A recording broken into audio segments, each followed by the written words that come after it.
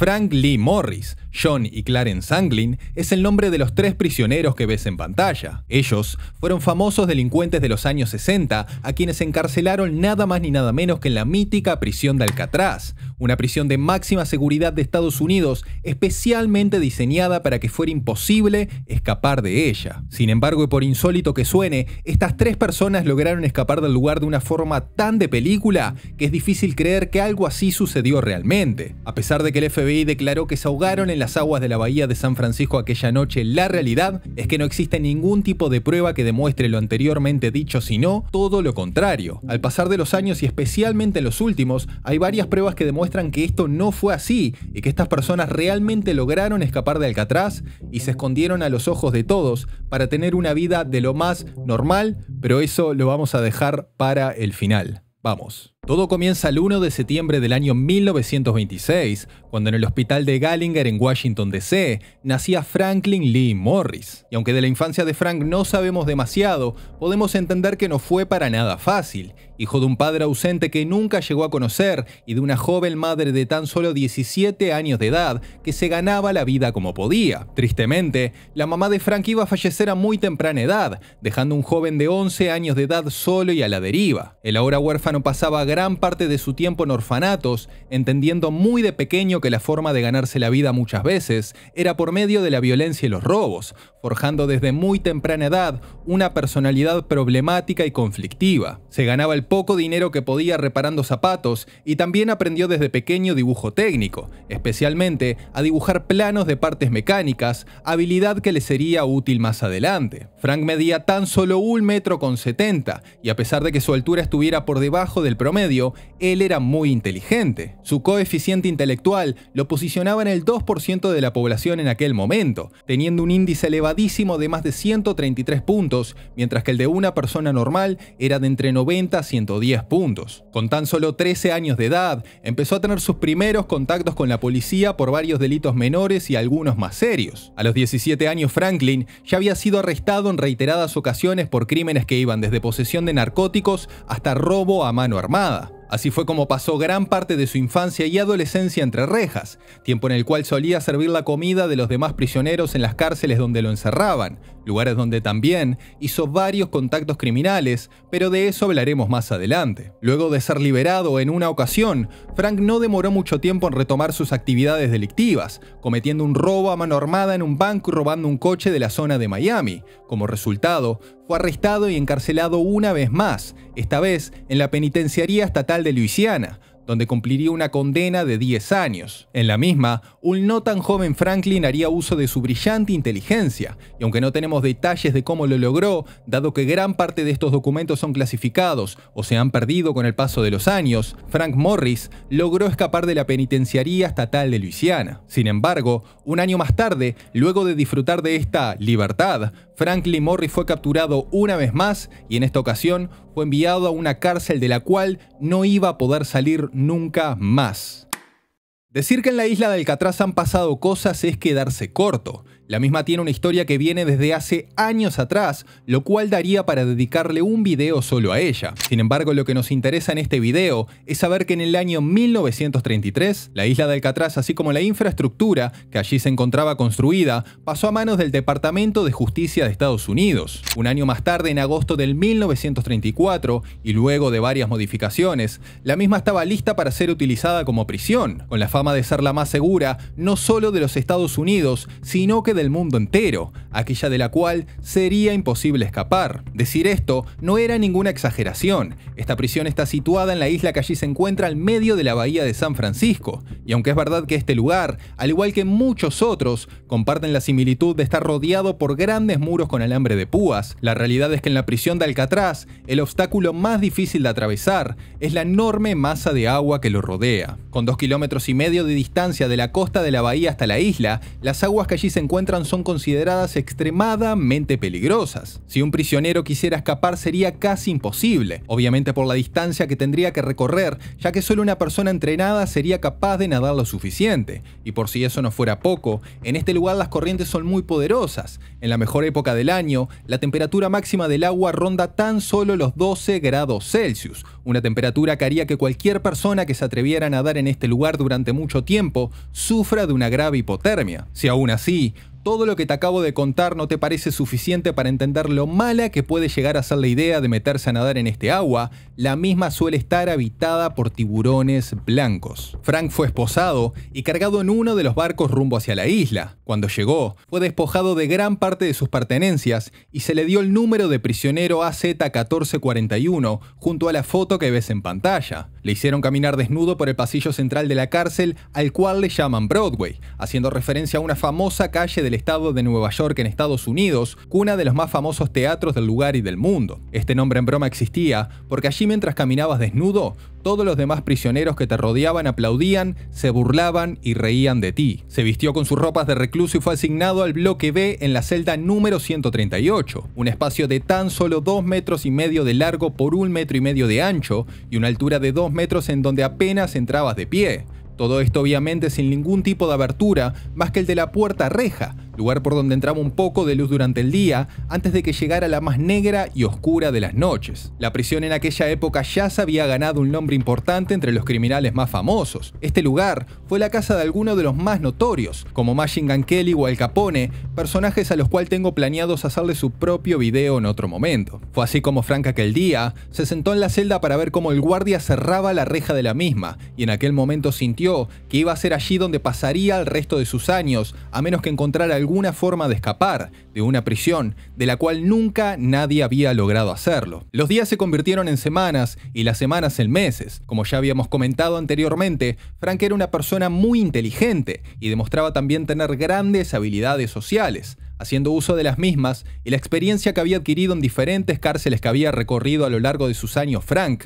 no demoró en entablar amistades con otros prisioneros del lugar. Y a pesar de que él ya tenía cierto peso y contactos aquí dentro, no fue sino hasta el día 24 de octubre del año 1960 que las cosas iban a cambiar cuando 2 prisioneros más llegaron. Mientras desfilaban desnudos por Broadway, entre insultos y burlas, Frank desde su celda alcanzó a reconocer a los recién llegados. Eran los hermanos John William Anglin y Clarence Anglin, 2 hermanos inseparables del 1930, hijos de una familia de 14 individuos que vivía en Georgia. Una muy trabajadora, que se dedicaba a la agricultura por temporadas y la misma siempre estaba en constante movimiento en búsqueda de mejores oportunidades. Más adelante, cada junio los 2 hermanos junto a su familia migraban hacia el norte hasta Michigan, donde trabajaban recolectando cerezas. Durante esa época, ambos se convirtieron en hábiles nadadores en el lago de la misma zona, llegando a nadar incluso en las aguas congeladas cuando el hielo aún se encontraba flotando, y esta habilidad les sería de gran utilidad más adelante. Sin embargo, los hermanos tenían otros planes más que pasarse la vida entera metidos en una granja trabajando en la tierra. A la temprana edad de tan solo 14 años, Clarence ya había sido detenido en una ocasión por la policía cuando por la noche intentó robar una estación de servicio. Unos años más tarde, en el año 1950,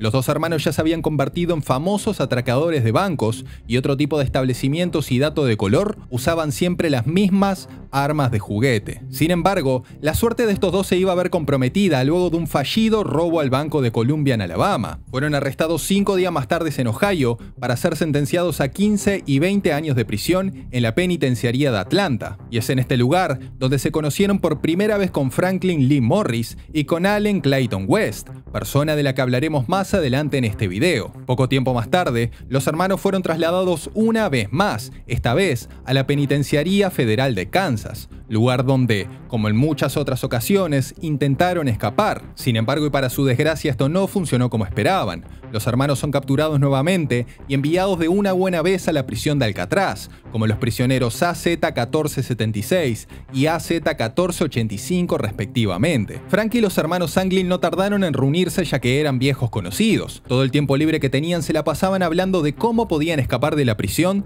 de la que nadie había podido escapar nunca, y es en estos tiempos, y justo antes de que su famoso plan se ponga en marcha, cuando la última ficha del puzzle iba a aparecer. Su nombre era Allen Clayton West, persona a quien ya te había comentado anteriormente en este video. Allen ya se conocía con los hermanos Anglin y también con Franklin cuando estuvieron cumpliendo condena en la penitenciaría de Atlanta, y como si los planetas se alinearan, el destino los unió una vez más. No sabemos mucho de la infancia de Allen, pero lo que sí podemos afirmar con seguridad es que, de manera similar a los otros reclusos, su vida ha estado llena de complicaciones. Se ganaba la vida delinquiendo y robando coches. Para que te hagas una idea, West, antes de ingresar a Alcatraz, ya había sido encarcelado en 20 ocasiones diferentes. En el año 1955, y luego de robar un coche, fue encerrado en la prisión estatal de Florida y, al igual que los hermanos Anglin, luego de un intento de escape de la misma, fue capturado y enviado a Alcatraz como el prisionero AZ-1335, terminando junto a los demás. Aquí dentro, y por insólito que suene, a los 4 prisioneros, luego de algunos cambios, se les asignaron celdas vecinas, quedando uno al lado del otro respectivamente, dando comienzo así al plan de escape más increíble de todos los tiempos, uno tan surrealista y de película que hasta el día de hoy se sigue hablando del tema. Los 4 pasaban todo su tiempo libre discutiendo de cómo podían escapar de aquel maldito lugar, y todos estaban de acuerdo en que Morris debía ser el líder del grupo, ya que demostraba ser el más inteligente con diferencia. El plan tenía que ser tremendamente ambicioso y con cada uno de los detalles calculados. Ninguno quería que le pasara lo mismo que al tonto de Joseph Bowers, un pobre alma en pena quien, cumpliendo condena un día cuando le mandaron a tirar basura al incinerador, tuvo la brillante idea de escalar una de las rejas para saltar hacia el mar. Para su desgracia, los oficiales de policía que estaban de vigilia notaron la actividad de Joseph, a quien mataron de varios disparos en la espalda, luego de que éste desobedeciera las órdenes de los mismos. O el fracasado intento de Clay Johnson, quien saltó al agua con su amigo utilizando bolsas de plástico como flotadores y tablas como patas de rana, solo para uno ser capturado y el otro encontrado flotando sin vida al medio del agua días más tarde. Elegir el camino de la violencia tampoco era una buena idea. Se estaban acordando de la famosa y torpe batalla de Alcatraz, una sangrienta pelea luego de que 6 reclusos se organizaran para escapar del lugar, acabando con la vida de varios guardias, para al final no conseguir absolutamente nada y terminar muertos en la balacera, condenados a la cámara de gas. Una cosa sí era segura: no podían planear escapar de la prisión si no lo hacían de su celda primero. La coima no era una opción. Aquí los guardias eran fríos y estaban acostumbrados a lidiar con los criminales más peligrosos y manipuladores. Por lo mismo, intentar robar las llaves de la celda parecía de igual manera una idea muy torpe. Los barrotes de las rejas eran demasiado gruesos como para intentar cortarlos, o peor aún, evitar comer durante varios meses para adelgazar y colarse entre ellos. Sin embargo, la energía no sería suficiente para escalar los enormes muros, intentar pelear si fuera necesario, o peor aún, nadar la enorme distancia de 2,5 kilómetros hasta las costas de San Francisco. Así es como Morris, el cerebro del grupo, se dio cuenta que debajo del lavamanos había una pequeña rejilla de ventilación por la cual podrían salir con un poco de trabajo. Justo en esa parte de la pared, el material parecía ser más débil, y con un poco de trabajo e ingenio existía la posibilidad de romperla y pasar a un corredor de mantenimiento que se encontraba detrás de las celdas. Dicho corredor carecía de vigilancia, lo que ofrecía una oportunidad perfecta para proseguir con el plan de escape. Es así como, durante los próximos 6 meses, los reclusos empezaron a juntar todo tipo de chatarra y herramientas que les permitiría llevar a cabo la tarea. Cuando los mandaban a tirar basura al incinerador, se dieron cuenta de que en el camino habían varias cosas tiradas en el suelo que les podían ser de utilidad, como unas viejas y oxidadas hojas de sierra que ocultaron debajo de la cama de sus celdas, cucharas de metal que se robaron del salón donde les daban de comer, y un taladro eléctrico casero que fabricaron a partir de un viejo motor de aspiradora formaban parte del conjunto de herramientas que utilizaron para romper la pared. Si te estás preguntando cómo podía ser que alguien utilizara una aspiradora dentro de la celda sin que nadie lo notara, un detalle no menor es que en este lugar tenían horas de recreación musical, y aprovechando de que Morris tocaba el acordeón, con el sonido del mismo cubrían el ruido que hacía el taladro improvisado para romper la pared, y para que nadie se diera cuenta de los agujeros que quedaban marcados, con un pequeño trozo de cartón pintado, cubrían la zona camuflando de esta forma lo que estaban haciendo. Luego de 6 largos meses de duro trabajo, los 4 fueron capaces de quitar la pequeña rejilla y agrandar el espacio lo suficiente como para cruzar hacia el otro lado. Llegaron al pasillo de mantenimiento que se encontraba detrás de las celdas, y justo en el hueco que se formaba en el techo de las mismas, improvisaron un taller clandestino oculto a los ojos de todo el mundo. Y es en este lugar donde durante años Pasarían noches enteras construyendo las herramientas que iban a utilizar más adelante para escapar de este maldito lugar. Sin embargo, existía un problema aún mayor. Pasa que durante las noches, los guardias que tenían este turno pasaban varias veces por la celda de los prisioneros para verificar que todo estuviera en orden. Tenían que encontrar entonces la solución que les permitiera trabajar en el taller sin que estos se dieran cuenta de su ausencia. Y esa solución la estás viendo en pantalla en este momento. Cabezas hechas con una mezcla de papel maché, jabón, pasta de dientes y polvo de ladrillo de las paredes, pintadas cuidadosamente con una pintura que consiguieron en el taller de mantenimiento, y pelo de la barbería del lugar ensamblaban perfectamente la forma de una cabeza real. Todas las noches eran colocadas justo donde iban las cabezas de los prisioneros cuando dormían, apoyadas en las almohadas, en conjunto con toallas y ropas amontonadas debajo de las sábanas, creaban la ilusión perfecta de que había una persona durmiendo debajo. Este engaño fue llevado a cabo de una forma magistral. Los prisioneros tenían todo el tiempo que necesitaban para trabajar a sus anchas en el taller improvisado. Sin embargo, aunque habían superado esta etapa, los mayores problemas aún tenían que ser resueltos. Sabían con seguridad por las observaciones que habían estado haciendo durante sus traslados y horas de recreo, que desde el pasillo donde se encontraban, podían acceder fácilmente hasta el techo de la prisión siguiendo los ductos de ventilación y escapar por este mismo lugar. Y aunque ciertos obstáculos se interponían en el camino, como las torres de vigilancia, los reflectores y los muros de casi 4 metros de altura, el mismo estaba bastante estudiado y sabían muy bien cómo enfrentar las cosas. Sin embargo, el gran problema seguía siendo los 2,5 kilómetros de las peligrosas aguas que tenían que cruzar antes de llegar a la costa de San Francisco. Para solucionar este problema, los reclusos decidieron fabricar un bote inflable y varios salvavidas. Durante este tiempo, se encargaron de conseguir más de 50 camperas de lluvias impermeables, algunas donadas, otras robadas o intercambiadas por favores. Las mismas las cortaron a medida y construyeron salvavidas para cada uno de ellos, así como un bote inflable de 1,80 metros de ancho por 4,30 metros de largo. Haciendo uso de varios materiales robados de la sala de mantenimiento, las cosieron cuidadosamente a mano y las pegaron con plástico líquido utilizando también el calor de las tuberías de vapor que allí se encontraban para lograr de esta forma sellarlas a la perfección. Los remos para la balsa fueron improvisados con unos recortes de madera contrachapada atornilladas a un palo. Todo esto gracias a unos diseños que Morris encontró una vez mientras leía un artículo de la famosa revista que ves en pantalla llamada Popular Mechanics, revista la cual insólitamente consiguió de la misma librería de la prisión. Es así como entonces, ya con todos los preparativos listos y después de 2 largos años de duro trabajo, paciencia y convicción, la noche del 11 de junio del año 1962, los 4 prisioneros pusieron en marcha el increíble plan, sin imaginarse en aquel momento que estaban a punto de lograr una hazaña de tal magnitud que sus nombres perdurarían en la memoria de todos para el resto de la historia. West recuerda lo frustrante y desesperante que fue aquella noche,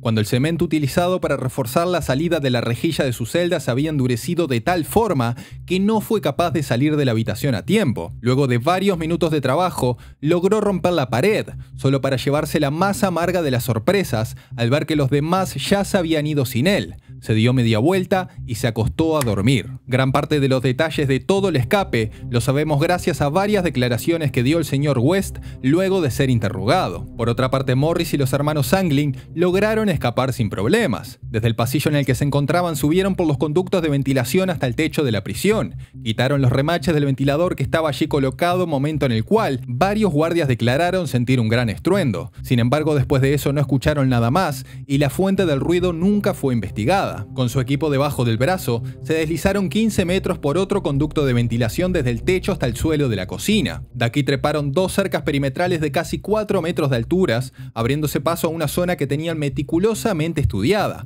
un punto ciego de los reflectores y los guardias de seguridad. Se acercaron hasta el agua donde inflaron la balsa con una concertina robada, un instrumento muy parecido a un acordeón, al cual previamente habían modificado para que trabajara como fuelle. Y aunque en un comienzo se planeaba partir rumbo a la costa de San Francisco, este plan se descartó debido a lo obvio que resultaba y lo difícil que sería escapar de ese lugar. En contraste, marcaron rumbo hacia la isla Ángel, una isla cercana de Alcatraz situada a 3 kilómetros hacia el norte de la misma. Los 3 prisioneros, Frank Morris y los hermanos Sanglin, abordaron la balsa y desaparecieron en la oscuridad de la noche. Los guardias no se dieron cuenta de lo ocurrido hasta la mañana del 12 de junio, cuando uno de ellos notó que los prisioneros de estas celdas no se levantaban. Se acercó para mover una de las cabezas con su bastón, solo para darse cuenta de que la misma era falsa. En este momento sonaron todas las alarmas. Varios cuerpos policiales y militares empezaron una exhaustiva búsqueda de los prisioneros desaparecidos por aire, mar y tierra.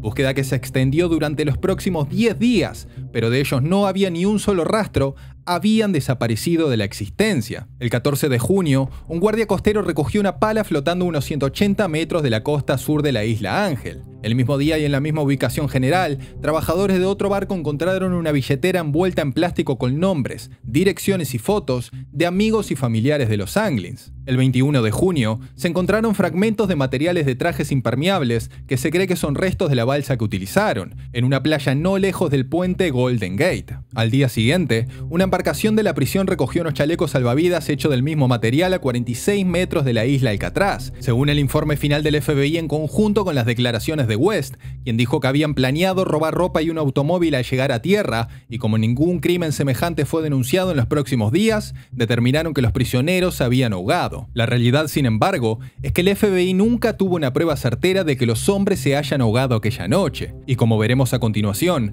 hay varias evidencias que demuestran que esto en realidad no fue así. Y es que a partir del día en que se dio a conocer de manera pública la fuga de Morris y los hermanos Anglin de la prisión de Alcatraz, varias personas han reportado con el tiempo haber visto o tenido algún tipo de interacción con los hermanos en diferentes ocasiones. En un documental de la National Geographic Channel llamado Vanished from Alcatraz, se cuenta que, un día después de la fuga, la policía del área estaba en la búsqueda de un Chevrolet del año 1955 de color azul que había sido robado por 3 hombres desconocidos, lo cual encaja a la perfección con las declaraciones del señor West. Sin embargo, y por extraño que suene, este detalle se le pasó por alto al FBI. Un día después de la fuga, un hombre que decía ser John Anglin llamó a una abogada de nombre Eugenia McGowan en San Francisco para concretar una reunión con los oficiales de policía del mismo lugar. Cuando Eugenia se negó, la persona colgó el teléfono. En un documental del canal History Channel del año 2015 titulado Alcatraz, Buscando la Verdad, se presentaron más pruebas circunstanciales recogidas a lo largo de los años por la familia Anglin. Ambos investigadores mostraron tarjetas de Navidad con la escritura de Anglin, supuestamente recibidas por miembros de la familia durante 3 años después de la fuga. Aunque se verificó que la escritura era de los Anglin,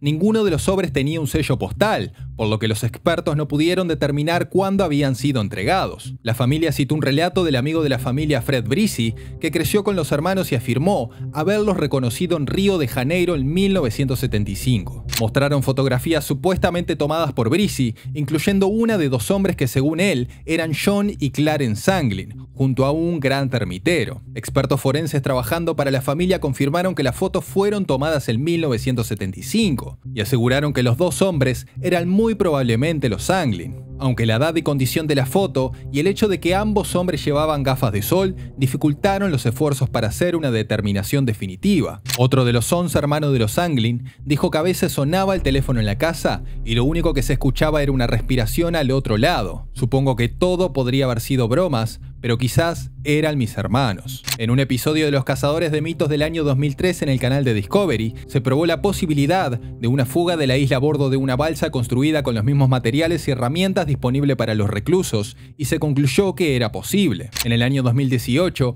el FBI reveló la existencia de una carta que tenía guardada desde el año 2013, supuestamente escrita por John Anglin y recibida por el Departamento de Policía de San Francisco. En la misma, el supuesto Anglin expresó que los 3 prisioneros lograron escapar de la prisión aquella noche, pero por muy poco. Aseguró que Frank Morris murió en octubre del 2008 y fue enterrado en Alexandria bajo un nombre diferente, mientras que por otra parte su hermano Clarence murió en el año 2011. La carta pedía por favor que se anunciara por televisión que iría a la cárcel por no más de 1 año para recibir tratamiento médico y revelaría exactamente dónde se encontraba escondido. Dijo también que al momento de escribirla tenía 83 años y un cáncer que estaba por terminar con su vida. Aunque ninguna de las 3 personas fueron encontradas jamás, todas estas evidencias han dado mucho de qué hablar a lo largo de los años. Pero sin duda una de las cosas que más me llamó la atención al momento de investigar este caso ocurrió el día que estaban velando a la mamá de los Anglin. Ese día se comenta que habían 2 mujeres muy altas y corpulentas con una gran carga de maquillaje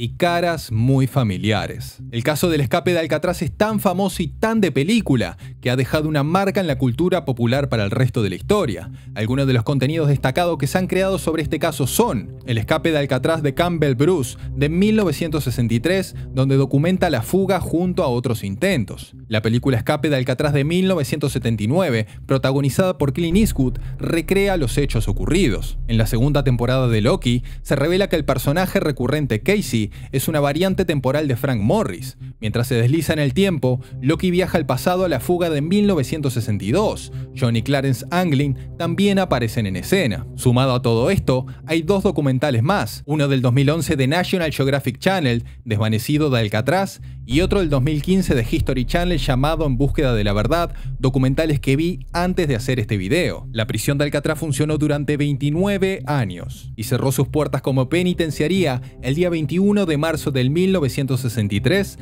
para tiempo más tarde convertirse en un museo. Al momento de grabar este video en el año 2023, la prisión de Alcatraz es la atracción turística más visitada de Estados Unidos y la octava más visitada del mundo, y en ella tendrás la oportunidad de ver a detalle todo el recorrido que hicieron los prisioneros para escapar de este lugar. Si este video te gustó, no te olvides compartirlo con tus amigos y amigas. También te invito a que le des me gusta y te suscribas a este canal, que te vayas a ver el resto de los videos, que son muy parecidos a este y estoy seguro de que te van a encantar. Chau chau.